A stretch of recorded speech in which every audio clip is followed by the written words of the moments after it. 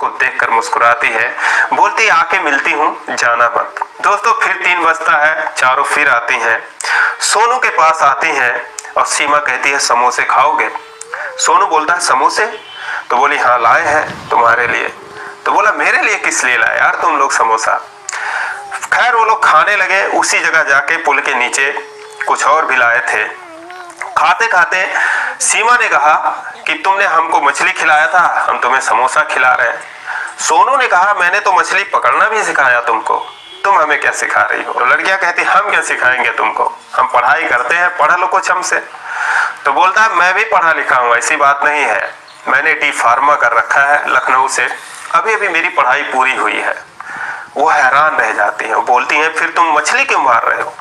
बोलता है मेरी मम्मी की तबीयत खराब है, डॉक्टर ने कहा है कि मछली वगैरह खिलाया करो, तो इसीलिए मैं मछली मारता हूँ।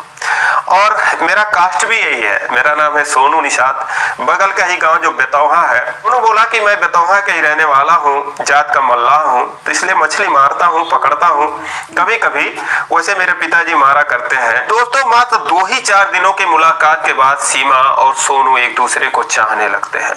दोनों एक दूसरे का नंबर ले लेते हैं, एक दूसरे से बातें करते हैं। उस पुल पर बातें मुलाकातें होने के अलावा वो अन्य जगहों पर भी मिलने लगते हैं। लेकिन दोस्तों कहते हैं कुछ भी हो प्यार छुपाए से छुपता नहीं है। किसी तरीके से सीमा के घर वालों को ही थे, उसके पिता ठेकेदार है, उसके जो चाचा है वो भी ठेकेदार है, उसका जो बड़ा भाई है, ये सारे लोग, पूरा खानदान ही, वो पूरा गांव ही, जिस गांव के लोग होती हैं चारों लड़कियां, वो गांव ही दबंग किस्म का है। और दोस्तों उसके बाद 4-5 लोग एक दिन गाड़ी से पहुंचते हैं पुल पर, और पहुंचते ही सोनू पर लात घूसों की बौछार कर देते हैं। वो समझ नहीं पाता मुझे लोग क्यों मार रहे हैं। 2-4 लोग और थे, वो डर के मारे बगल हो जाते हैं। तो उनमें से एक आदमी जो है बोलता है कि अपनी औकात में रहो, ज्यादा इश्कबाजी करने की कोशिश की तो मार के फेंक दूंगा, किसी को पता भी नहीं चलेगा बेटा, अभी तुम जानते नहीं हो हम लोगों को। दोस्तों समझ जाता है, उसके बाद पुल छोड़ देता है कुछ दिन के लिए। लेकिन क्या किसी ने खूब लिखा है कि कर दे मुश्किल जीना इश्क कमीना। दोस्तों जो हाल सोनू का था उसके बिना, वही हाल अब सीमा का भी था। दोनों एक दूसरे से मिले बिना एकदम बेचैन हो रहे थे। 4-6 दिन बीतता है जो है, जब डर अंदर से कुछ खत्म होता है, सोनू फिर उसी पुल पर आता है और फिर मुलाकातें शुरू हो जाती हैं। फिर एक दिन वो उसी वक्त पहुंच जाते हैं जिस वक्त सीमा और सोनू एक दूसरे से बातचीत कर रहे थे पुल पर। दोस्तों जाते ही उसको इतना मारते हैं कि अपनी जान बचाने के लिए सोनू को नदी में कूदना पड़ता है। सीमा जो है वो बीच बचाव करने की कोशिश करती है, बाकी लड़कियां पीछे हट जाती हैं। तो उसके बाद भी इन दोनों का मिलना जुलना बंद नहीं हुआ, और एक दिन दोनों एक मंदिर में जाके शादी कर लेते हैं, साथ में जीने मरने की कस्में खा लेते हैं। दोस्तों उसके बाद जब समझ जाते हैं सीमा के घर वाले कि अभी मानने वाली नहीं है, तो सोनू को एक फर्जी केस में, छेड़खानी के आरोप में, चोरी के आरोप में उसको जो है जेल भिजवा देते हैं। 2-3 महीने के लिए वो जेल चला जाता है। दोस्तों जब सोनू रास्ते से हट जाता है तो लोग सोचते हैं अब इसकी शादी ही कर देना सही है। उन लोगों ने सीमा की शादी उत्तर प्रदेश में एक जिला है बलरामपुर, वहां पर तय कर देते हैं। एक लड़के से, उसका नाम होता है पंकज सिंह, उसकी शादी तय कर देते हैं। शादी होती है और शादी के बाद वो अपने घर जाती है, और उसके बाद ये सुहाग रात वाली कहानी होती है। दोस्तों उसके बाद पंकज उसको बहुत धमकाता है कि तुम्हारी हिम्मत कैसे हुई, और इतना खर्चा करके तुमको ब्याह करके लाए हैं, तुम क्या सोचती हो इतने आसानी से तुमको मरने देंगे? तुमने जो भी किया है उससे मुझे कोई मतलब नहीं है, लेकिन अब तुम मेरी हो, और अगर ऐसे नहीं रहोगी तो फिर कैसे भी करके तुम्हें रखेंगे, लेकिन तुम्हें मेरे पास ही रहना पड़ेगा। दोस्तों इतना सुनते ही वो बोली कि तुम जो भी कर लो, तो इतना सुनते ही वो बोली कि तुम जो भी कर लो, कभी ना कभी तो मुझे अकेला छोड़ोगे, और उसके बाद मैं अपनी जान दे दूंगी।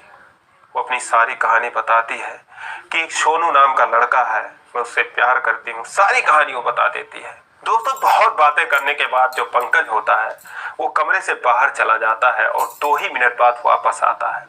लेकिन उसके पीछे पीछे सोनू भी होता है। सोनू कमरे में आता है और आवाज देता है कि सीमा। सोनू की आवाज जब उसके कानों में पड़ती है तो सीमा उधर देखने लगती है। फिर उसको देखती रह जाती है, फिर पंकज को देखती है। पंकज बोलता है, लो तुम्हारा सोनू आ गया। दोस्तों पेड़ पर से वो कूद पड़ती है और आते ही उसके गले लिपट जाती है। उसके बाद रोने लगती है। दोस्तों इसके बाद उसके समझ में नहीं आता है कि ये सब क्या हो रहा है। ऐसे लग रहा था जैसे कोई सपना देख रही हो। लेकिन तभी उस कमरे में अन्य 2-4 रिश्तेदार आते हैं और सारे लोग खुशी से ताली बजाते हैं। उसके बाद पंकज बताता है पूरी कहानी। अब सीमा के समझ में नहीं आता है सब क्या हो रहा है, क्या उसके साथ कोई चाल चली जा रही है, सब क्या हो रहा है। लेकिन पंकज उसके बाद सारी कहानी बताता है। तो उसी दिन सोनू जो है वो जमानत पे घर आता है, शादी वाले दिन ही। और उसके बाद उसके कार्ड में उसका एड्रेस पता देखता है तो वो सीधा बलरामपुर पहुंच जाता है गाड़ी बुक करके। और वहां जब देखता है तो जो पंकज होता है लखनऊ में उसके साथ ही पढ़ता है। वहां जाता है तो पंकज भी हैरान हो जाता है, यार मैंने तो इसको बुलाया नहीं था, मेरे कुछ दोस्त आए जरूर है लेकिन मैंने इसको बुलाया नहीं था, कहाँ से आ गया, कैसे आ गया। फिर भी वो कहता है, अरे सोनू भाई आ गए आप, चलो बड़ा अच्छा हुआ यार, बड़ा लेट आए। लेकिन सोनू गुमसुम सा रहता है। बोलता क्या हुआ भाई। फिर वो उसको सारी कहानी बताता है कि देखो भाई ऐसी ऐसी बात है।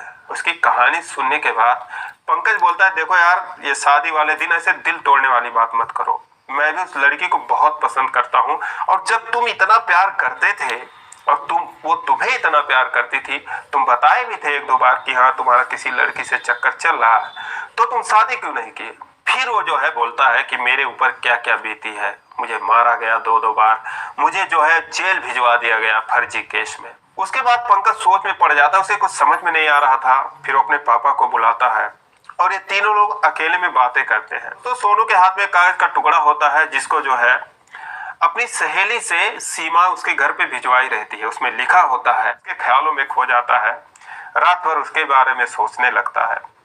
दोस्तों अगला दिन होता है, सुबह सुबह वो डोरी अपने कांटे लेकर पुल पर पहुंच जाता है। अब ये लोग पढ़ने के लिए जब जाती हैं देखती हैं कोई नहीं, वो अकेला है। तो उससे बोलती है, तुम सुबह सुबह आ गए, आज तो अभी कोई नहीं यहाँ पर है। तो बोलता है हाँ आ गया। तो बोलती है अच्छा आते टाइम मैं मछली पकड़ूंगी लेकिन जाना मत। तो बोलता ठीक है नहीं जाऊंगा। तो बोलती है ठीक है जाना नहीं। बोलता नहीं जाऊंगा। दोस्तों वो कहाँ जाने के लिए आया ही था, इसीलिए तो आया ही था। फिर वो वापसी में आती हैं 3 बजे, चारों लड़कियां दौड़ के उसके पास आती है। बोलती है कि बताओ किसमें फंसी है। दोस्तों पहले से ही जो मछली फंसी हुई थी, सोनू ने उसे निकाला ही नहीं था, वो सीमा का इंतजार कर रहा था।